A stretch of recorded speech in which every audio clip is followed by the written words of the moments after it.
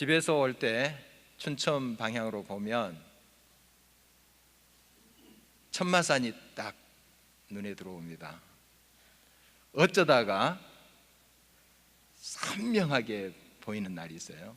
그러면 마음까지 확 트이면서 참 기분이 좋아요. 제가 어쩌다가 하는 표현을 썼는데 여러분 그 이유를 아실 거예요. 물론 이 천마산을 또 안개가 또 구름이 덮고 있을 때가 있습니다. 그러나 대부분 그 뿌옇게 보이고 또 천마산이 안 보이는 이유가 미세먼지죠. 12년 전에 제가 여기에 처음 왔을 때 모습하고 많이 달라지고 있습니다. 그때도 물론 미세먼지가 있었죠. 그러나 지금 우리 피부로 많이 느낄 정도로 아주 심화되고 있다 하는 것을 공감하실 거예요. 우리가 조금만 시골로 내려가도 그 높은 하늘의 뭉게구름 참 쉽게 구경할 수 있었던 어린 시절이 있었어요. 옛적 이야기가 되고 있습니다. 지금 시골도 예외 없이 미세먼지의 영향권에 들고 있다 하는 것을 우리가 알고 있습니다. 우리의 시야를 뿌옇게 만들어 놓은 것은 다름 아닌 우리 인간의 영적 시야가 그만큼 이기적인 욕심과 세속적인 가치관에 물들어가고 있고 좁아지고 있다 하는 반증인 것이죠. 다시 말씀드려서 우리 인간의 영적 시력이 감퇴되고 있다 하는 것입니다. 상대적으로 자기중심적이고 근시안적인 그런 시력은 더 강화되고 있습니다. 산천을 바라보면서 그 맑은 하늘을 바라보면서 저절로 콧노래하던 그런 마음들이 점점 사라지고 있습니다. 자꾸 우리의 눈은 우리의 현실적인 문제, 이 땅에 가 있는 모습입니다. 이스라엘 역사에서 사무엘 선지자가 출현할 때에 엘리라는 사람이 있었는데요, 그 사람은 정치적으로 사사입니다. 그러니까 백성의 지도자고요, 또 종교적으로 대제사장이기 때문에 모든 예배를 집전하는 그런 사람이기도 했어요. 그러니까 이스라엘 나라의 최고의 영도자죠. 이런 사람이 있었는데 성경이 이렇게 기록하고 있어요. 그가 나이가 많이 들매 이제 시력을 점점 잃어갔는데 그 동시대에 말씀이 희귀하여 이상이 흔히 보이지 않더라. 물론 나이가 많이 들어서 시력을 잃어갈 수가 있습니다. 그러나 곧 이어서 나오는 말씀과 잘 연결해서 우리가 볼 수 있어야 돼요. 하나님 말씀이 희귀했대요. 물론 성경 말씀, 율법의 말씀이 있어요. 그러나 말씀대로 행하지 않았다는 거예요. 말씀 중심으로 서지 않았다는 거예요. 그러니까 이상, 하나님의 계시, 하나님의 길이 잘 보이지 않죠. 말씀이 떠났는데, 말씀이 희귀한데 어떻게 하나님의 뜻을 발견할 수 있어요? 이 지도자부터 이러니 온 백성이 영적 시야를 잃어가고 있었던 모습 우리가 보게 됩니다. 정말 우리 시대를 반영하고 있다고 볼 수가 있습니다. 우리는 어떤 시야를 가지고 살고 있는가 하는 것이죠. 우리의 눈은 대체 어디에 두고 있는지 하는 것입니다. 우리의 영적 시야가 점점 좁아지고 영적 시력이 감퇴되고 있다는 그 심각성을 우리가 느낄 수 있어야 됩니다. 우리가 진정 영적 시야를 확보하지 않으면, 우리의 영적 시력을 밝게 하지 아니하면 이 세상의 가치관에 휩쓸려 갈 수밖에 없어요. 우리 마음은 하나님 뜻대로 살고 싶고 하나님 말씀에 따라서 살고 싶습니다. 그러나 그 능력이 어디서 옵니까? 우리가 보는 하나님의 뜻 이상, 그것에 오는 것 아니겠습니까? 그것이 들어와야지 그 말씀의 힘이 우리를 이끌고 이 세상을 변혁시키고 이 세상의 뿌연 것들을 선명하게 만드는 그런 일을 하지 않겠습니까?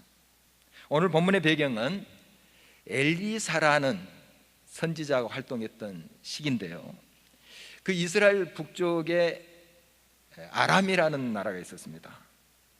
지금 이제 시리아 지역에 위치한 곳인데요, 그 아람이라는 나라가 자꾸 침공을 하는 거예요. 근데 어떤 이제 일이 벌어지는가 하면 이스라엘 진영에 엘리사라는 선지자가 있는데 이 엘리사가 얼마나 영감이 풍성한지 그 아람 왕이 장군들과 작전 회의를 하는데 그걸 알아버려요. 하나님 그렇게 알려주신 거죠. 대단한 겁니다. 그래서 이 엘리사가 이스라엘 왕에게 적군의 작전을 다 알려줘요. 그러니까 잘 대비를 해서 침공하는 거 다 물리쳐 버립니다. 그러니 번번이 모든 작전이 실패로 돌아갑니다. 그래서 아람 왕이 군대를 보냅니다. 한 목적, 이 엘리사라는 사람을 잡아오라는 거예요. 그리고 이제 죽이겠다는 거죠. 이 사람을 제거하지 않으면 우리 번번이 실패하고 우리 당한다. 그래서 밤입니다. 원래 군사를 보냅니다. 아마 소리 안 나게 엘리사가 머물고 있는 도단성을 에워싸게 됩니다. 이 도단성은 구릉에 위치한 것입니다. 그래서 적들이 쉽게 포위할 수 있는 그런 지정학적인 위치에 있다고 그래요. 작은 성입니다. 인구도 많지 않아요. 거기에 이제 엘리사가 머물고 있었는데 이 정보를 알고 이 아람 군대들이 도단성을 에워싸는 거예요. 굉장히 위협적인 그러한 모습입니다. 엘리사 사환이 아침에 일어나 보니까요, 그 도단성을 아람 군대들이 팍 에워싸고 있는 거예요. 얼마나 무서운 광경입니까? 그래서 그가 절망적으로 외칩니다. 아, 내 주여, 우리가 어찌하리까? 이 말은 다름 아닌 우리 다 죽었습니다, 이런 뜻이에요. 정말 이 성에 군사도 변변치 않고 정말 작고 초라한 성인데 거기에 어마어마한 군대가 에워싸고 있으니 어떻게 됩니까? 계산 나오지 않아요. 죽었구나, 이거예요. 그래서 이제 두려움에 떨게 됩니다. 이 엘리사의 사환은 엘리사와 함께 늘 동행했던 그런 사람이에요. 그러니까 엘리사가 행했던 기적들, 또 하나님의 역사들, 이걸 다 봤던 사람이에요. 하나님이 어떤 일을 이루시는지, 또 어떤 하나님이신지 그가 목도했던 사람이에요. 그래도 불구하고 지금 너무 현실이 이중하니까 겁이 나는 거예요. 그래서 우리 죽었구나 하고 외칩니다. 우리 인간의 시야는 매우 제한적이에요. 우리 인간의 이 시야가 굉장히 폭넓을 것 같지만은 그렇지 않습니다. 또 우리의 사고도 굉장히 제한적이에요. 굉장히 마음이 넓고 또 어떤 지식적인, 지성적인 그런 부분에서 폭이 넓다 할지라도 굉장히 인간의 시야는 제한적입니다. 마태복음 16장 말씀을 보면 이제 예수님께서 자신이 고난을 당하시고 죽임을 당하신다, 그리고 제3일에 다시 산다 하는 말씀을 제자들에게 알려주세요. 이때 베드로가 이렇게 반응합니다. 항변했다고 그랬어요. 항변. 그냥 이렇게 공손하게 한 것이 아니고 멱살까지는 잡지 않았겠지만 막 옷을 붙잡고 안 됩니다, 안 됩니다, 이렇게 말렸다는 거예요. 상상이 됩니다. 좀 이해도 좀 돼요. 왜냐하면 이 베드로 또 제자들은 자기의 삶의 터전을 다 놓고 예수님께 자기의 인생을 건 사람들이에요. 그래서 물론 계산을 했죠. 나중에 예수님이 정치적으로 왕이 되면, 로마의 압제에서 해방되어서 이스라엘의 왕이 되면 한 자리 찾을 것을 계산을 했어요. 물론 그런 인간적인 계산을 했지만 그걸 가지고 이제 그 어려움과 예수님과 함께하는 그 순간순간을 견뎌왔던 것 아니겠습니까? 그런데 예수님이 죽는다는 거예요. 고난당하고 없어진다는 거예요. 이게 뭡니까? 이게 뭡니까? 자기 인생 다 걸었는데 예수님 죽는다는 거예요. 그래서 그렇게 항변한 거예요. 안 됩니다, 죽어도 안 됩니다, 이런 말이잖아요. 죽어도 안 됩니다. 여러분, 좀 이해는 되지만 이 베드로는 자기가 가지고 있는 그런 생각의 틀에 예수님의 말씀 들은 거예요. 왜냐하면 예수님이 분명히 이렇게 이야기했어요. 내가 고난을 당하고 죽은다, 그리고 제3일에 살아난다, 부활에 대해서 말씀하셔서 분명히 보십시오. 성경에 그렇게 기록되어 있어요. 이 부활에 대한 말씀 안 들어오는 거예요. 죽는다, 다 끝났다, 이거 크게 들어오는 거예요. 그러니까 난리치는 거죠. 안 됩니다. 항변하는 거예요. 우리가 이렇게 하나님의 말씀을 들을 때가 많습니다. 또 대인관계 속에서 상대방의 이야기를 이렇게 들을 때가 많아요. 나의 딱 틀을 가지고 그 틀에 맞는 것만 받아들여요. 다른 이야기를 했는데 그건 안 들어요. 딱 잘라서 그 부분만 내 입맛에 맞게 받아들여요. 이런 고약한 습성이 우리에게 있다는 거예요. 여러분, 하나님의 말씀을 들을 때는 항상 우리 자신을 깨뜨려야 돼요. 틀을 깨뜨려야 됩니다. 놓아야 돼요. 그리고 하나님을 바라볼 때 그 말씀이 들리게 돼 있어요. 보이게 돼 있습니다. 우리의 인간의 시야가 이만큼 좁다는 것입니다. 예수님께서 그런 베드로를 향해서 어떻게 말씀하세요? 사탄아, 물러가라. 물론 베드로 자신을 사탄이라고 하지는 않죠. 그 가운데 역사하는 존재를 향해서, 베드로를 통해서 지금 말하고 있는 그 존재를 향해서 외치는 거예요. 사탄아, 물러가라. 너는 하나님의 일을 생각하지 않고 도리어 사람의 일을 생각하는도다. 여러분, 하나님의 말씀 우리가 제한해서는 안 됩니다. 늘 우리의 틀을 하나님 앞에 내려놓고 그 음성에 겸손히 귀를 기울일 때 하나님 분명히 말씀하세요. 함께 하십니다. 출애굽기 14장 말씀에 보면 이스라엘 백성들 출애굽에서 이제 막다른 곳에 다다르게 됩니다. 앞에는 홍해예요. 뒤에는 무서운 애국 군대들이 쳐들어와요. 이때 어떻게 합니까? 막 절망하죠. 우리를 여기서 죽게 하는구나. 우리가 애국 사람들의 종으로 사는 것이 더 낫겠도다. 종으로 살 때 어떻게 했습니까? 아우성 치고 죽겠다 난리였잖아요. 종으로 사는 게 더 낫겠대요. 그러면서 막 아우성일 때 이제 지도자인 모세는 딱 한 가지밖에 없어요. 하나님, 이거 어떻게 합니까? 제 힘으로 어떻게 합니까? 이 상황을. 기도할 수밖에 없죠. 하나님께서 모세에게 말씀하세요. 그리고 그 말씀하신 바를 백성들에게 외치는 것이죠. 너희는 가만히 있어서 오늘 하나님의 구원을 보라 하는 거예요. 하나님의 구원을 보라.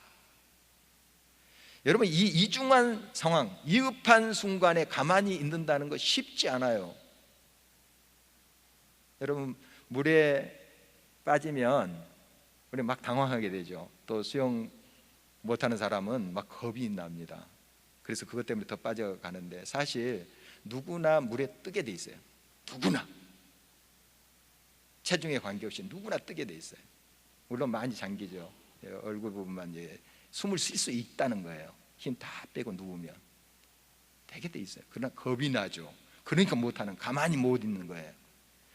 가만히 있으라는 것은 믿음을 가지라는 거예요. 하나님을 향해서 온전히 시선을 고정하고 믿음을 가지라는 거예요.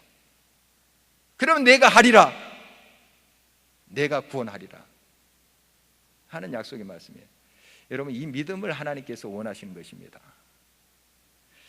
마태복음 14장 말씀에 보면은 예수님께서 집회를 마치시고 제자들을 먼저 배를 태워서 보내세요. 갈릴리 바다 건너편으로 보내시고 본인은 기도하세요. 기도하신 다음에 이제 밤 사경쯤 되어서 깊은 밤에 물 위로 걸어오십니다. 그런데 제자들은 유령인 줄 알았대요. 달빛이 좀 있었나 봅니다. 그래서 이제 형체는 보이는가 봐요. 유령인 줄 알았어요. 막 유령이다 벌벌 떨고 있을 때 예수님께 다가오셔서 내니 두려워하지 말라 이렇게 말씀하셨어요. 베드로가 주님, 내가 주님께로 지금 걸어가게 해주십시오. 오라. 물 위로 걸었잖아요. 성경 이렇게 기록하고 있어요. 소리를 보고 캄캄 밤이에요 지금. 소리를 보고 두려움이 생겨서 베드로가 가다가 물에 빠져 버리는 것이에요. 소리를 듣고, 우리 귀에 제한적인 그러한 기의 소리로 인해서 우리가 그렇게 절망하고 낙담하고 무너질 수 있다는 거예요. 우리 눈으로 보는 그것에 의해서 우리가 좌우돼서 빠져들고 거꾸러질 수 있다는 사실입니다. 바로 그래서 두려움은 이런 소리와 우리가 보는 그런 광경에 의해서 생기는 것입니다. 엘리사를 통해서 하나님께서 말씀하세요. 두려워하지 말라, 두려워하지 말라 말씀하세요. 이런 말씀이 얼마나 성경에 많습니까? 우리와 함께 한 자가 저들과 함께 한 자보다 많다. 이 말은 뭔가 하면 하나님께서 이미 천군 천사들을 그 아람 군대가 있는 곳에 보내셔서 그들을 둘러싸고 있는 거예요. 그래서 천군 천사들이 아람 군대보다 더 많다는 거예요. 그리고 불말과 불병거를 가지고 이 천군 천사들이 온 거예요. 하나님의 군대예요. 세상에 그 어떤 용맹스러운 군대가 당해낼 수가 없는 그 군대예요. 싸움 해보기 전에도 다 망할 수밖에 없는 그런 정말 이 하나님 위대한 군대입니다. 이미 하나님께서 보내주신 거예요. 이미 아침에 일어나서 이제 엘리사 사환이 아람 군대를 보는 그 순간 겁이 나니까 하나님 보내주셔야 해서 하나님이 군대 보내신 게 아니고 이미 아람 군대가 와 있을 때 이미 하나님의 천군 천사가 그들 둘러싸고 있는 거예요. 이게 팩트예요. 이게 사실이에요. 여기 이것을 주목해야 됩니다. 우리는 사실을 주목하자는 거예요. 사실. 우리가 상상의 그림을 그리자는 것이 아니고 사실을 믿자는 거예요. 자, 이 시간 이 자리에 우리 주님 있습니까? 없습니까? 계세요. 이 자리에 계십니다. 여러분의 삶에 주님 계십니까? 안 계십니까? 주님 계십니다. 임마누엘 하나님, 약속하신 그 주님 여러분과 동행하고 계세요. 팩트예요. 사실이에요. 이걸 믿자는 거예요. 왜 그런데 두려움이 생깁니까? 못 보니까 두려움이 생기는 거예요. 그 팩트를, 그 사실을 못 보니까 두려움이 생긴 거예요. 그래서 중요한 것은 우리의 눈을 뜨는 거예요. 그러면 사실이 보여요. 사실이 보여요. 영적인 눈을 뜨자는 거예요. 이 자리에 계신 하나님을 느낄 수 있다고요. 여러분과 동행하시는 그 하나님을 믿음의 눈으로 볼 수 있다고요. 그 소리를 들을 수 있다고요. 하나님이 여러분의 눈에 들어온 순간 두려움은 사라지게 돼 있어요. 이 캄캄한 방에 빛이 들어오면 어둠은 사라지게 돼 있어요. 참 빛이신 하나님이 여러분의 삶의 현장에 들어오시는데 어두움이 어떻게 거기에 머물고 있어요? 물러갈 수밖에 없죠. 그거예요. 여러분의 눈을 통해서 하나님의 살아계신 거 역사하심이 들어와야 됩니다. 눈을 떠야 돼요. 아무리 아름다운 광경이 있다 할지라도 눈을 감으면 안 보이는 거 아니겠습니까? 팩트는 아름다운 광산이에요. 멋있는 광경이에요. 내가 눈이 가려져 있기 때문에 못 보는 거예요. 여러분의 삶 속에 지금도 하나님은 살아계십니다. 함께 하십니다. 역사하십니다. 믿음의 눈을 떼야 돼요. 하나님을 온전히 바라볼 수 있어야 됩니다. 역대하 32장에 보면 그 아수르 왕 사네립이 유다를 침공하는 이야기 있잖아요. 마찬가지예요. 유다 왕 히스기야가 처음에 두려워 떨었죠. 어마어마한 군대가 쳐들어오니 그 앞에 두려움이 생길 수 있죠. 방법 딱 하나예요. 하나님께 가는 거예요. 그리고 선전포고문을 성전에 펴놓고 하나님 이거 보십시오. 우리 힘 없습니다. 도저히 당해낼 수가 없어요. 하나님 도와주세요. 기도하잖아요. 그리고 하나님의 임재를 경험합니다. 그리고 백성들에게 이렇게 외쳐요. 너희는 마음을 강하게 하며 담대히 하고 아수르 왕과 그를 따르는 무리로 말미암아 두려워하지 말며 놀라지 말라.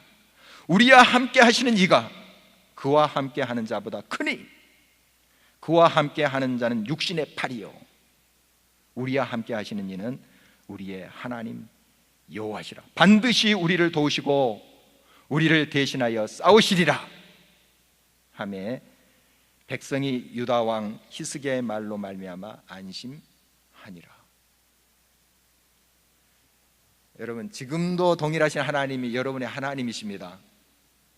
지금도 여러분과 함께 싸우시는 하나님, 앞서가셔서 모든 적을 물리치시는 그 하나님, 여러분의 하나님이십니다. 또 이거 기억하십시오. 우리에게 구름같이 허다한 증인들, 응원단이 있다는 사실이에요. 히브리서 12장 1절에서 3절에 나온 말씀이에요. 단장은 예수님이세요. 이게 팩트예요. 사실이에요. 앞서가서 우리의 신앙의 선배들 지금도 살아있습니다. 영생, 영원한 생명 속에 있어서 우리를 보고 있어요. 응원하고 있습니다. 이 응원의 소리를 들을 수 있어야 돼요. 귀를 열어서 들을 수 있어야 됩니다. 일어나 걸으라, 내가 너와 함께 하리니. 이 소리를 들을 수 있어야 돼요. 이 싸움은 내게 속했다 하는 우리 주님의 음성을 들을 수 있어야 돼요. 그 음성이 내 귀에 들리는 순간 내 마음의 두려움은 사라지게 됐어요. 결심한다고 두려움이 사라집니까? 여러분, 세상에 두려워하고 싶어서 두려워하는 사람 있습니까? 그 두려움은 다 옵니다. 다 와요. 누구나 느낄 수 있는 거예요. 그러나 주님의 음성이 내 귀에 들어오면, 주님의 빛이 열린 내 눈을 통해서 들어오면 두려움은 사라지게 돼 있다는 사실이에요. 여러분, 대사도인 바울도 사도행전 27장의 말씀 보면 그가 탄 배가 막 파손당하려고 하지 않아요. 그래서 정말 경험 많고 배에 지식이 많은 선원도 벌벌 떠는 거예요. 엄청난 그러한 풍랑이 있었어요. 광풍이 있었어요. 하나님의 사자를 통해서 하나님께서 말씀하세요. 바울아, 두려워하지 말라. 내가 함께하는 이 사람들 다 내 손에 넘겨줬다. 다 산다. 이런 말씀하잖아요. 바울아, 두려워하지 말라. 바울이 두려워하고 있었다는 거예요. 이 대사도가 자기의 삶을, 자기의 생명을 다 맡긴 사람이에요.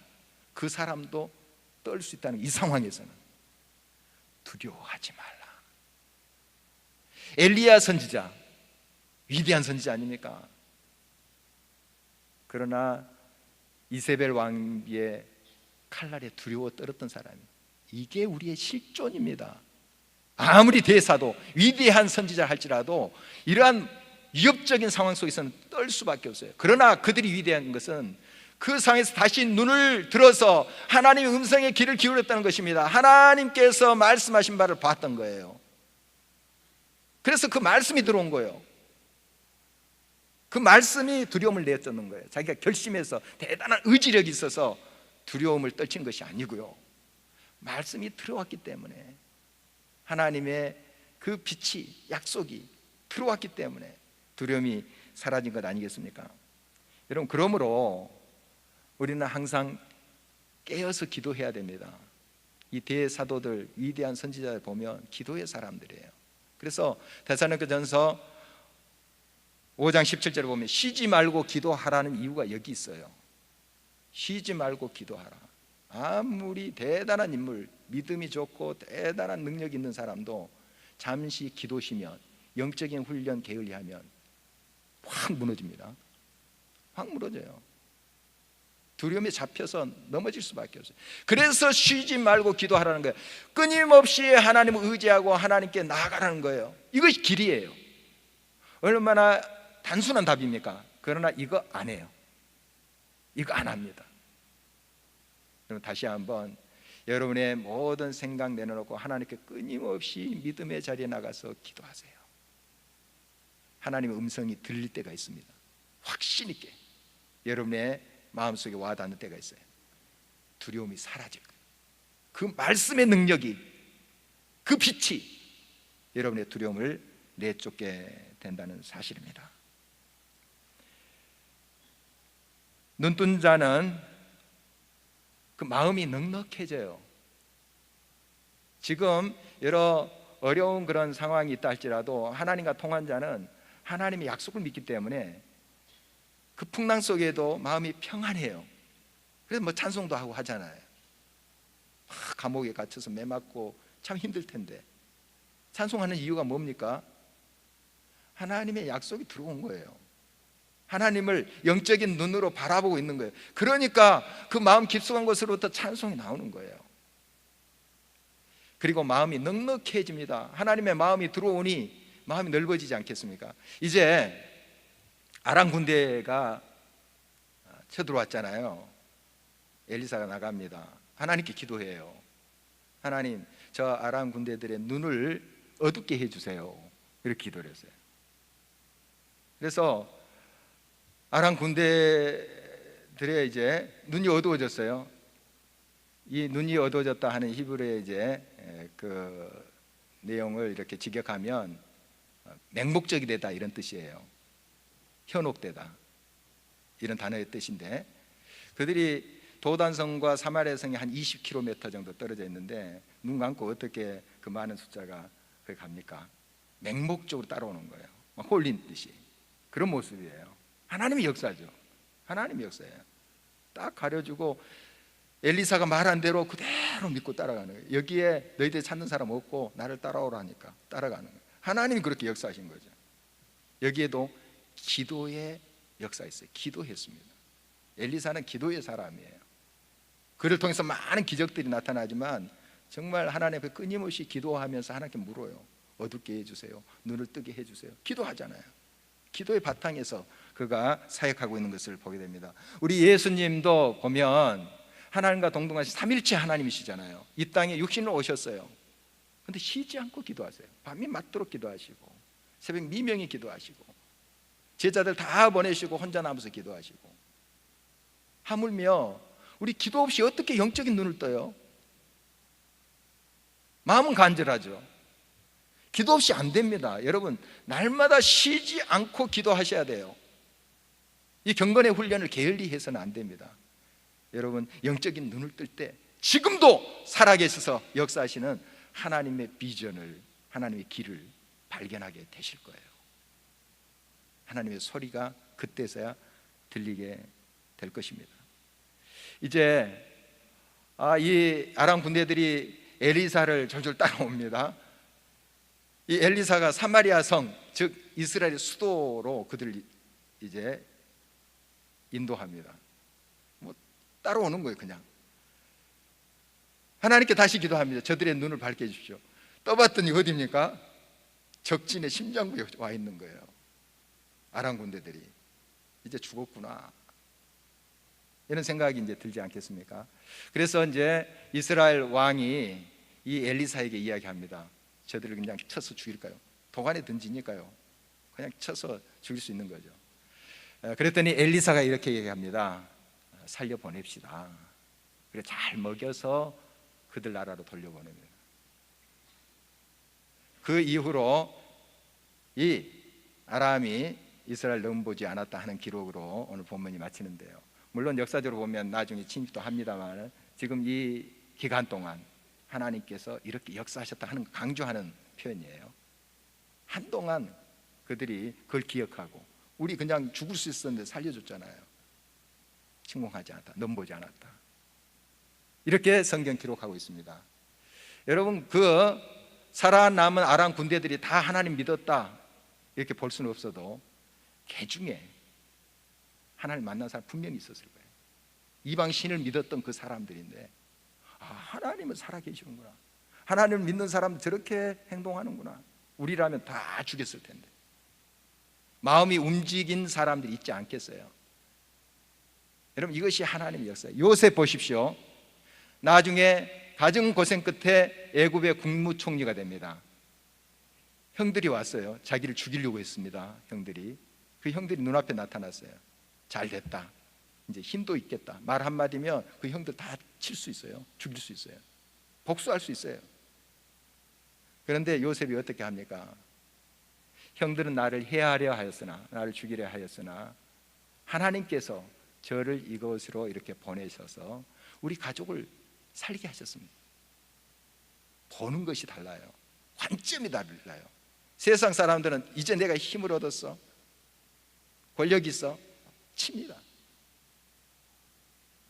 그러나 하나님의 사람은, 눈뜬 자는 마음이 넉넉해집니다.